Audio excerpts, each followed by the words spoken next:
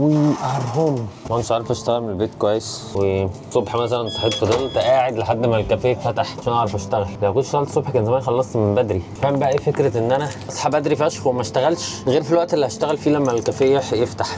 فاللي هو يا اما بقى تشوف كافيه بيفتح بدري يا اما تصحى عادي زي البني ادمين وتسهر شويه فتشتغل بالليل اكتر. تحس اليوم فيه بركه لما بصحى بدري. فعايز بشكل ما اعدل الروتين بشكل يتناسب مع دماغي الصبح، لان دماغي الصبح قاعده في البيت مستحيل بعد تجارب كتير قوي، خاصه لو شغل مش حاجه ليا، وفي نفس ذات الوقت باخد وقت عشان افوق لو ما نزلتش سريعا. لان بيئه البيت هي بيئه راحه، وبيئه البيت بتحسسك ان انت عايز تنام، لان انت من شويه بسم الله الرحمن الرحيم السلام عليكم دي الكروما بتحسسك ان انت عايز تنام، لان انت من شويه كنت على السرير. فمنطقي ان انت تكون عايز تترمي على السرير تاني ومش قادر تخرج من فكره ان انت في البيت. خلينا نست الدنيا نقعد نكمل شغل. ظهري وجعني جدا، لكن وي جاتا دو وات ات تيكس. ده اللي بتتكلم فيه برضو، ان فكره ان في ايام انت فيها ميت ومش قادر تشتغل وبتاع، وفي ايام انت بتشتغل فيها 12 ساعه.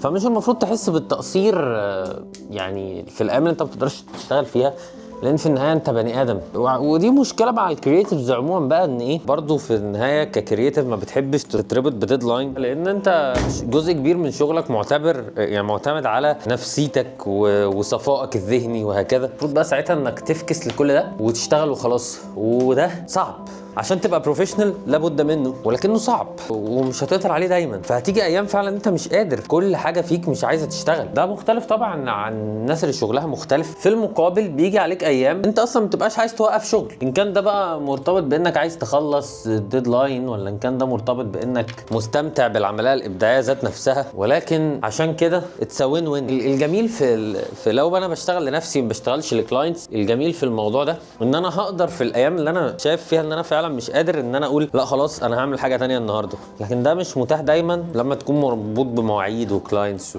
وهكذا.